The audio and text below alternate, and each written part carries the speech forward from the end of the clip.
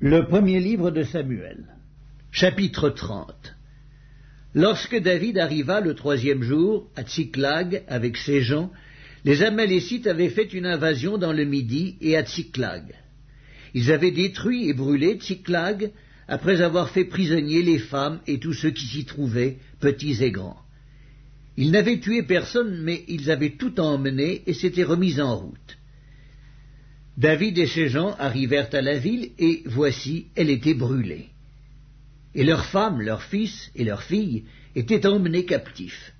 Alors David et le peuple qui était avec lui élevèrent la voix et pleurèrent jusqu'à ce qu'ils n'eussent plus la force de pleurer.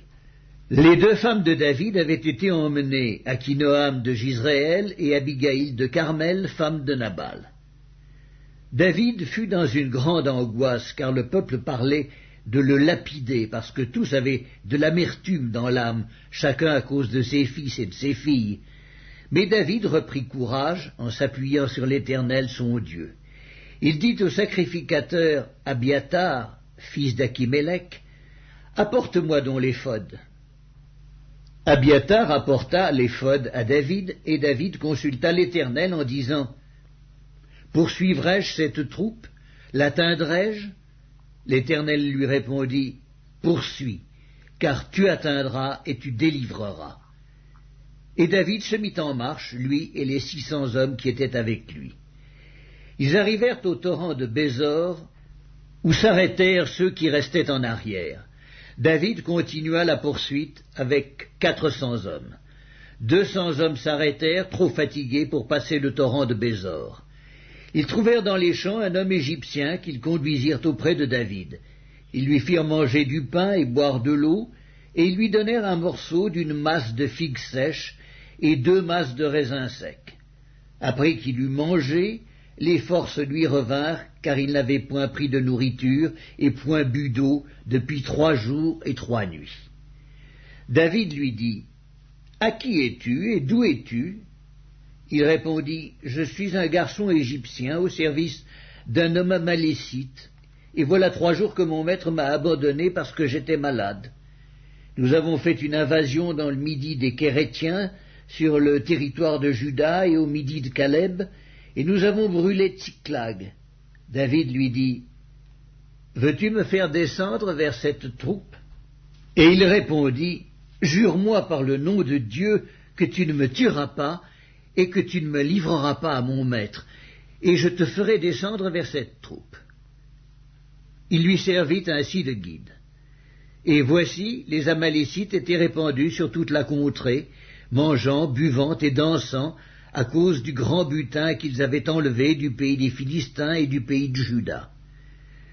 David les battit depuis l'aube du jour jusqu'au soir du lendemain, et aucun d'eux n'échappa, excepté 400 jeunes hommes qui montèrent sur des chameaux et s'enfuirent.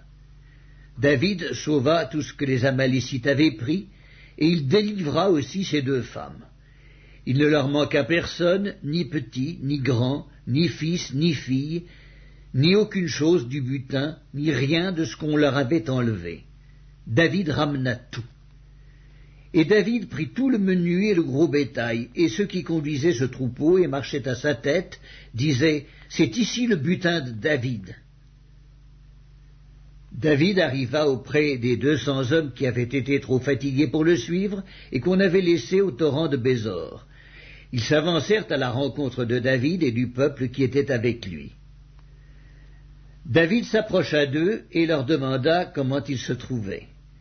Tous les hommes méchants et vils parmi les gens qui étaient allés avec David prirent la parole et dirent, « Puisqu'ils ne sont pas venus avec nous, nous ne leur donnerons rien du butin que nous avons sauvé, sinon à chacun sa femme et ses enfants, qu'ils les emmènent et s'en aillent. » Mais David dit, « N'agissez pas ainsi, mes frères, au sujet de ce que l'Éternel nous a donné, car il nous a gardés et il a livré entre nos mains la troupe qui était venue contre nous.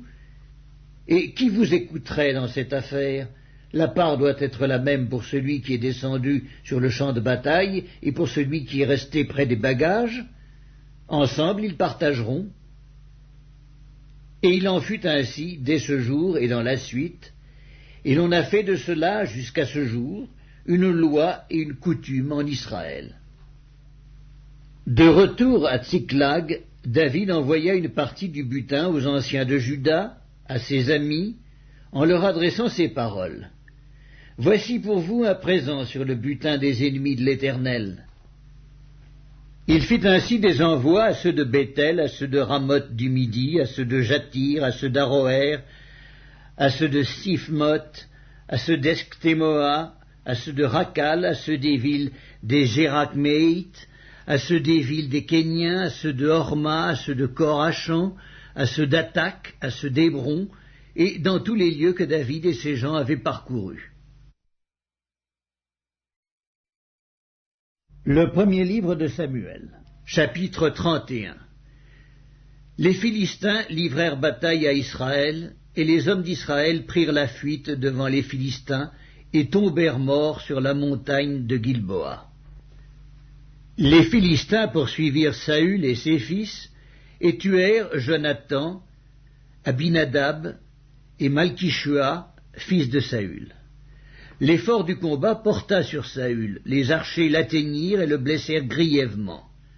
Saül dit alors à celui qui portait ses armes, « Tire ton épée et m'en transperce, de peur que ces incirconcis ne viennent me percer et me faire subir leurs outrages. » Celui qui portait ses armes ne voulut pas, car il était saisi de crainte. Et Saül prit son épée et se jeta dessus. Celui qui portait les armes de Saül, le voyant mort, se jeta aussi sur son épée et mourut avec lui. Ainsi périrent en même temps, dans cette journée, Saül et ses 3 fils, celui qui portait ses armes et tous ses gens. Ceux d'Israël qui étaient de ce côté de la vallée et de ce côté du Jourdain, ayant vu que les hommes d'Israël s'enfuyaient et que Saül et ses fils étaient morts, abandonnèrent leur ville pour prendre aussi la fuite, et les Philistins allèrent s'y établir. Le lendemain, les Philistins vinrent pour dépouiller les morts, et ils trouvèrent Saül et ses 3 fils tombés sur la montagne de Gilboa. Ils coupèrent la tête de Saül et enlevèrent ses armes. Puis ils firent annoncer ces bonnes nouvelles par tout le pays des Philistins, dans les maisons de leurs idoles et parmi le peuple. Ils mirent les armes de Saül dans la maison des Astartés, et ils attachèrent son cadavre sur les murs de Beth-Shan. Lorsque les habitants de Jabès, en Galaad, apprirent comment les Philistins avaient traité Saül, tous les vaillants hommes se levèrent, et après avoir marché toute la nuit, ils arrachèrent des murs de Beth-Shan le cadavre de Saül et ceux de ses fils. Puis ils revinrent à Jabès, où ils les brûlèrent. Ils prirent leurs os et les enterrèrent sous le tamarisque à Jabès. Et ils jeûnèrent 7 jours. Le second livre de Samuel, chapitre 1. Après la mort de Saül, David, qui avait battu les Amalécites, était depuis 2 jours revenu à Tsiklag. Le 3e jour, un homme arriva du camp de Saül, les vêtements déchirés et la tête couverte de terre. Lorsqu'il fut en présence de David, il se jeta par terre et se prosterna. David lui dit, « D'où viens-tu » Et il lui répondit, « Je me suis sauvé du camp d'Israël. » David lui dit, « Que s'est-il passé? Dis-moi donc. » Et il répondit, « Le peuple s'est enfui du champ de bataille et un grand nombre d'hommes sont tombés et ont péri. Saül même et Jonathan, son fils, sont morts. » David dit au jeune homme qui lui apportait ces nouvelles, « Comment sais-tu que Saül et Jonathan, son fils, sont morts ?» Et le jeune homme qui lui apportait ces nouvelles répondit, « Je me trouvais sur la montagne de Gilboa, et voici, Saül s'appuyait sur sa lance, et voici, les chars et les cavaliers étaient près de l'atteindre. S'étant retourné, il m'aperçut et m'appela. Je dis, me voici, et il me dit, qui es-tu? Je lui répondis, je suis Amalécite, et il dit, approche donc, et donne-moi la mort, car je suis pris de vertige, quoiqu'encore plein de vie. Je m'approchai de lui, je lui donnai la mort, sachant bien qu'il ne survivrait pas à sa défaite. J'ai enlevé le diadème qui était sur sa tête et le bracelet qu'il avait au bras, et je les apporte ici à mon seigneur. David saisit ses vêtements et les déchira, et tous les hommes qui étaient auprès de lui firent de même. Ils furent dans le deuil, pleurèrent et jeûnèrent jusqu'au soir, à cause de Saül, de Jonathan son fils, du peuple de l'Éternel et de la maison d'Israël, parce qu'ils étaient tombés par l'épée. David dit au jeune homme qui lui avait apporté ces nouvelles, « D'où es-tu » Il répondit, « Je suis le fils d'un étranger, d'un Amalécite. » David lui dit, « Comment n'as-tu pas craint de porter la main sur loin de l'Éternel et de lui donner la mort ?» Et David appela l'un de ses gens et dit, « Approche, et tue-le. » Cet homme frappa l'Amalécite qui mourut. Et David lui dit, « Que ton sang retombe sur ta tête, car ta bouche a déposé contre moi, puisque tu as dit, j'ai donné la mort à loin de l'Éternel. » Voici le cantique funèbre que David composa sur Saül et sur Jonathan son fils, et qu'il ordonna d'enseigner aux enfants de Juda. C'est le cantique de l'arc. Il est écrit dans le livre du juste. L'élite d'Israël a succombé sur tes collines. Comment des héros sont-ils tombés?